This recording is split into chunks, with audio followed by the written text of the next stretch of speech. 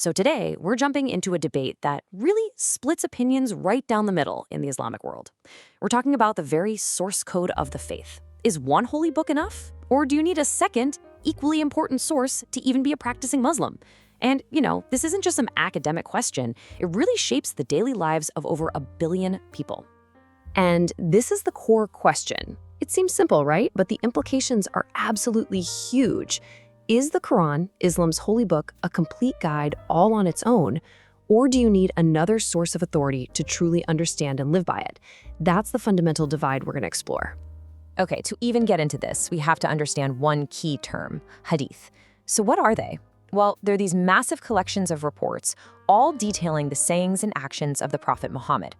But here's the really crucial detail. They weren't written down by the Prophet himself. They were compiled by scholars often 2 centuries or even more after he lived. So, that brings us to the 2 main camps in this whole debate. On one side, you've got the Quran alone position.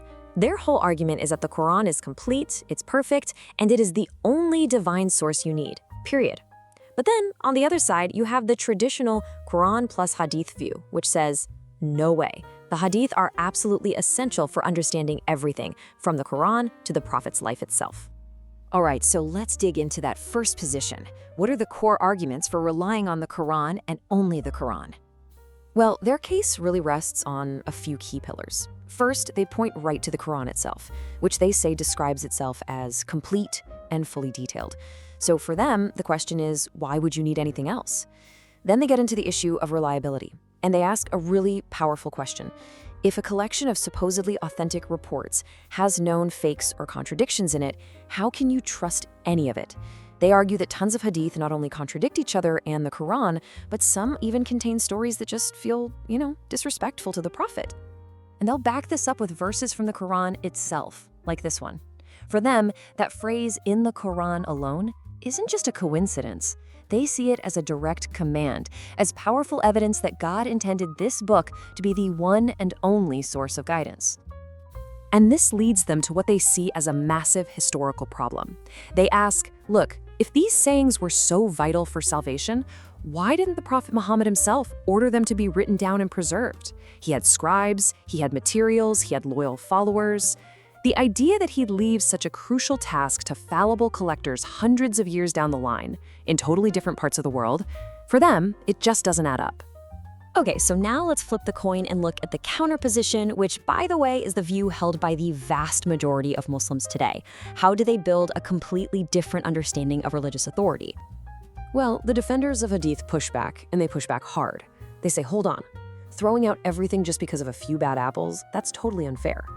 Instead, they point to this really sophisticated science of evaluation they've developed. Each and every report is judged on its own mainly by checking its isnad, which is basically the chain of people who pass the story down. Think of it like a historical paper trail. And they make another critical point. The Quran is not a biography. It tells you very little about the Prophet's life, or even how the Quran itself was put together. For all of that crucial history and context, they argue, you have to turn to the Hadith.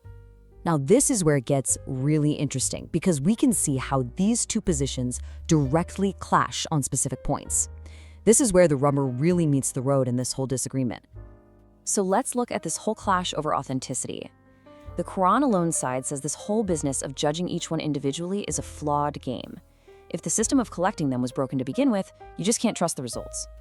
But the traditional view says not at all. They argue that carefully sifting through them is the entire point of their scholarly tradition, to meticulously check that chain of narrators for every single report to figure out if it's legit. And what about the need for history? The critics call the history you get from the Hadith a mishmash of conflicting stories, and they argue you don't really need it for your salvation anyway.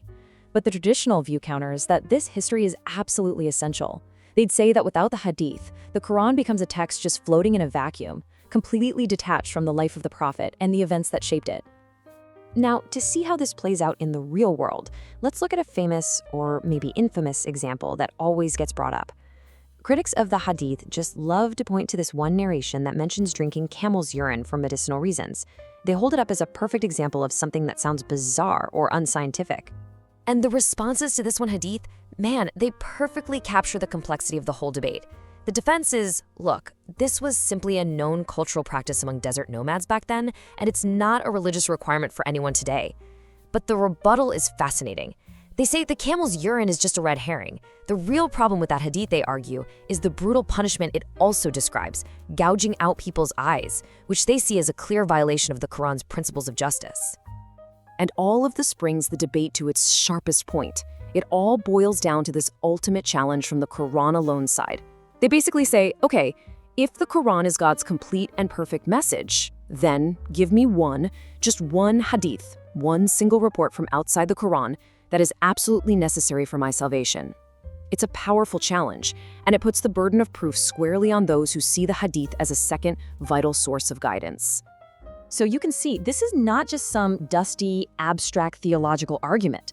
This debate has profound, far-reaching implications for how the religion is understood and practiced every single day.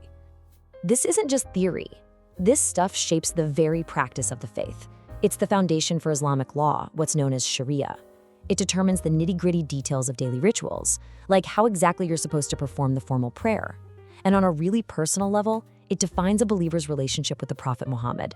Is he a role model whose every single action recorded in the hadith should be copied, or was his main mission just to deliver the Quran? And so we end right back where we began with this fundamental question. Where does ultimate authority truly lie? Is it in a single divinely preserved text, believed to be complete all on its own? Or is it in that same text, but illuminated and made practical by a vast body of tradition passed down through generations? It's a question that every believer has to, in some way, answer for themselves.